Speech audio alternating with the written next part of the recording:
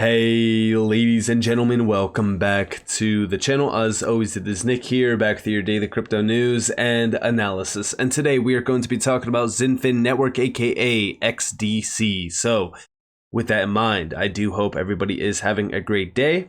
It is the weekend. It is sitting at about roughly almost 4 p.m. my time right now. As we do look at that, UFC is almost on. For those out there that do watch UFC, comment down below your picks. Definitely going to be a very exciting, time. My money is on Volkanovski, but with that being said, let's dive in and let's start off with some serious things. So, price action. As we do look at XDC, this is very, very interesting, right? We look at the chart, and I kind of look at where we are at now, and I believe that we're at a very similar point in time where we were at back in roughly almost like May of 2020. We could be at this point in time where we're just kind of going sideways until we start to see some big moves being made. Very similar to where we were at back there. I do think that this major move that is coming will overshadow all the price action beforehand. And when we look at that, right, like where is XDC going to go? I've been talking about the dollar plus valuations on XDC.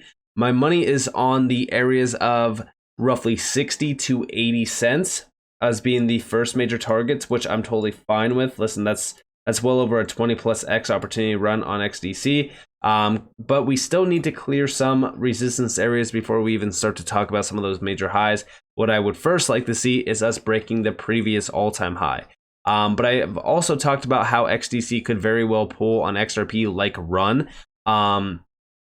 Simply because, again, this didn't have a massive run up. I mean, it did have a great run, but it didn't have a massive run like most other altcoins. And I think it's mainly because a lot of people have not been aware of what is happening behind the scenes with XinFin and XDC.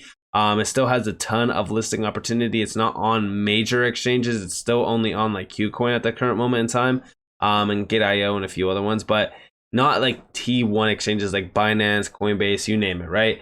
In terms of the big fireworks, I still think that we are years away, because we still have obstacles to break with regulations and stuff like that. But initially speaking, as we look at XinFin today, I think that short term, we will start to see a gradual increase in value.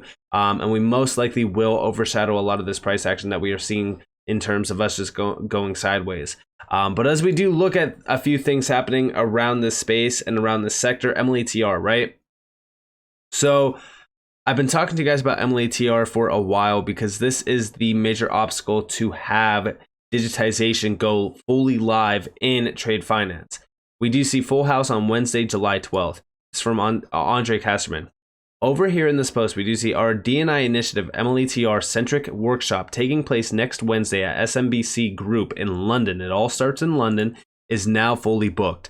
Thanks for your interest and see you soonest. I'm looking forward to meeting every one of you, the 100 plus in person.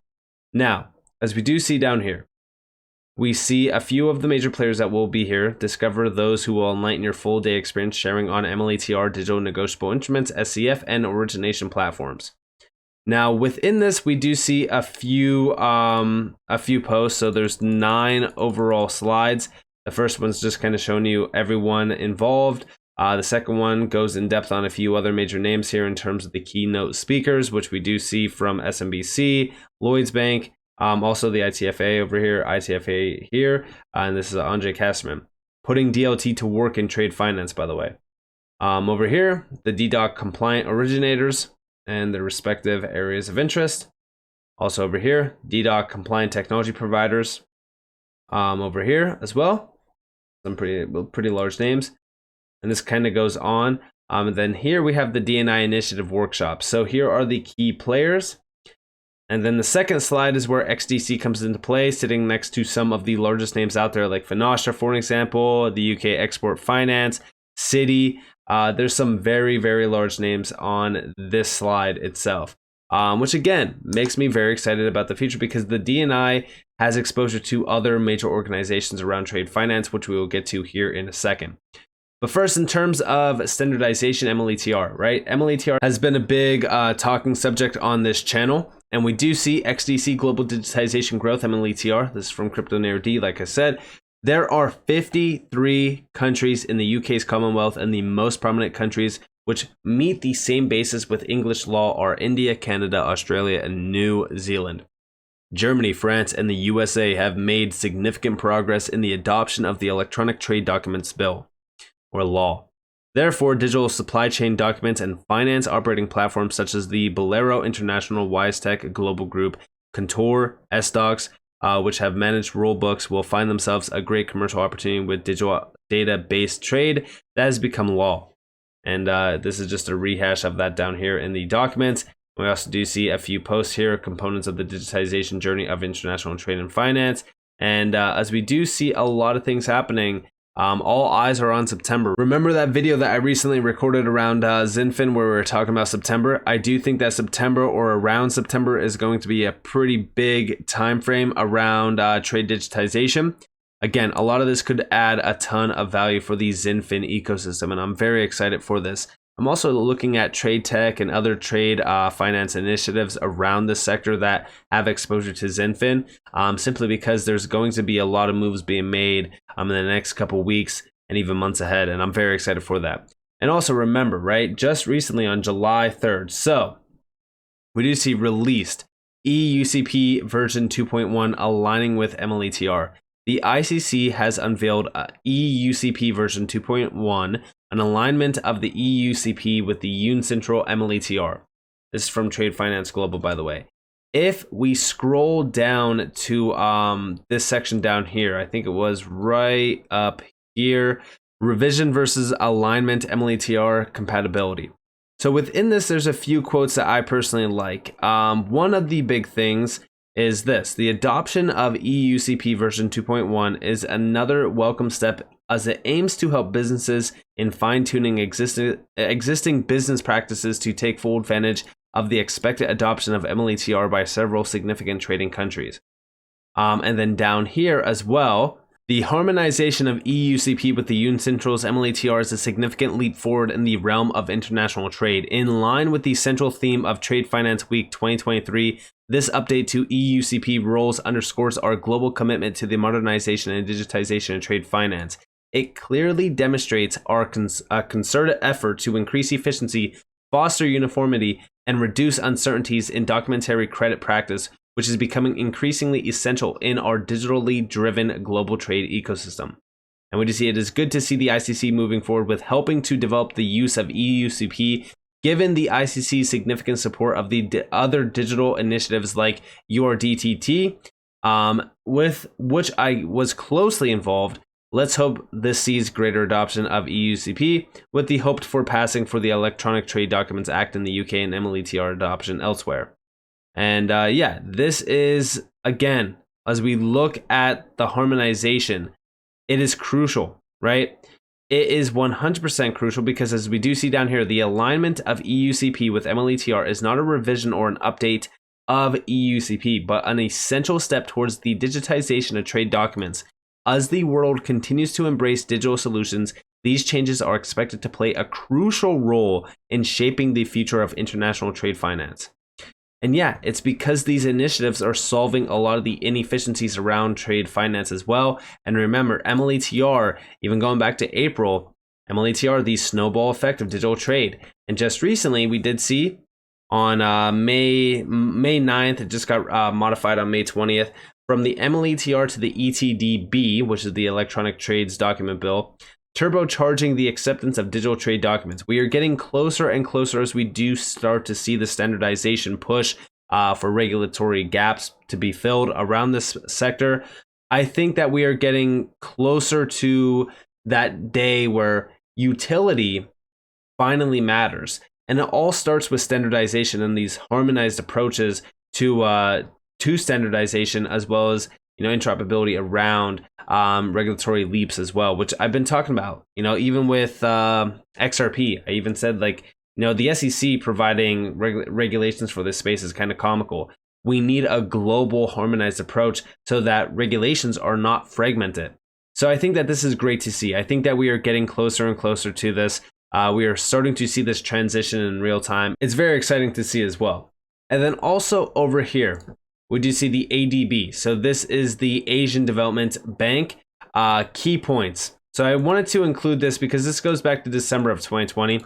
The key points here are digitization can help address structural issues that increase the cost of trade and trade finance, such as paper-based process inefficiency, costly regulatory compliance for anti-money laundering, know your customer, and high-risk premiums on small borrowers. The use of digital technology in trade and trade finance has been constrained by a lack of legal frameworks, which is again the main reason why we aren't seeing like mass adoption of XinFin within the trade finance area. It's because of the lack of frameworks and standardization. That's why MLETR and the Electronic Trade Documents Bill are so crucial. Limited technical interoperability and a digital divide, which again, a lot of this is being solved through a few tech leaders around crypto, like Quant, and so forth. A globally concerted effort is needed to address such constraints by adopting the United Nations Model Law on Electronic Transferable Records or equivalent legislation and promoting common digital standards across the trade ecosystem. Small businesses lag behind in digitization given their limited capacity and access to finance, which requires special attention to their skills development and accessible, sustainable financing tools, which is also why XinFin has been hyper focused on the SME area for a while, because it really is an area that is ripe for disruption, which I'm very excited about for them to really kind of, go headfirst into, because a lot of innovation. And then down here, they do talk about the lack of legal environment. This is where MLETR comes up into conversation quite a bit. There's a few things around the digital divide. Again, more so talking about the high cost of SMEs down here, which, like I said, it's ripe for disruption. And there's quite a bit more in this, but for the most part, we really kind of look at what's happening around the world, especially in areas of trade finance. I think that trade finance definitely is a huge area to focus on, because there needs to be, gaps filled, and XinFin, in my opinion, could fill that gap. And it really all starts with standardization. Like, we already know that a lot of these innovations are here, they're thriving, they are becoming the big deal. But the problem is that there's just not enough frameworks and things in place for them to be adopted yet. But when they do, it's going to be too late for a lot of people. That's why I say, like, I'm so adamant about these projects now before we get to that point. And I think that we will very well soon get to that point within the next, I want to say, like 3 to 5 years, maybe slightly more, maybe even less, right? But it's all around harmonization. We need a harmonized approach to really kind of utilize these technologies and have them injected into the system. And then also over here about the ADB. So the reason why I brought this document up is because of the connections to the ADB. They are already working with some of the largest names out there, like, for example, the World Bank. There's a few other ones here as well. The World Trade Organization, which we already know has a lot of connections to XinFin through some documents, which I thought was also pretty interesting to mention. Now, over here, last but not least, I just want to bring up this, which is XDC. Shout out to Crypto Nerd D, by the way. XDC working across industry to drive adoption of the Future International Trade FIT Alliance. This is why I brought up the DNI initially in this video as well, because a lot of these major players are tied right back to the DNI, which I'll get to here in a second. But here we have working across industry to drive adoption of the Future International Trade FIT Alliance. This is with BIMCO, FIATA, DCSA, the ICC, and SWIFT. And you can see all of the innovations here happening around the electronic bills of lading, EBL.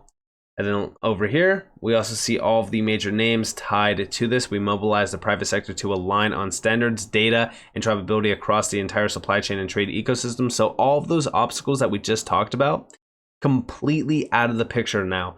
Now they can go fully live and utilize this technology. And then down here, we do see XDC Network, DNI Initiative, and Nigio, Trace Original. Here you guys have DNI Initiative. DDoC specifications can be applied to a variety of trade-focused market initiatives. And here you guys have a public DLT-based technology framework for interoperable and traceable e-originals. You have the BAFT, the DNI Initiative under the ITFA, the ICC, the United Nations, the UniDroit, I hope that I'm saying that right, and then the DCSA.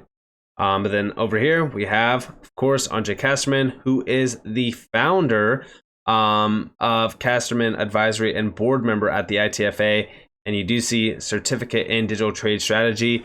And then, of course, you have ICC Academy, ICC Digital Standards Initiative.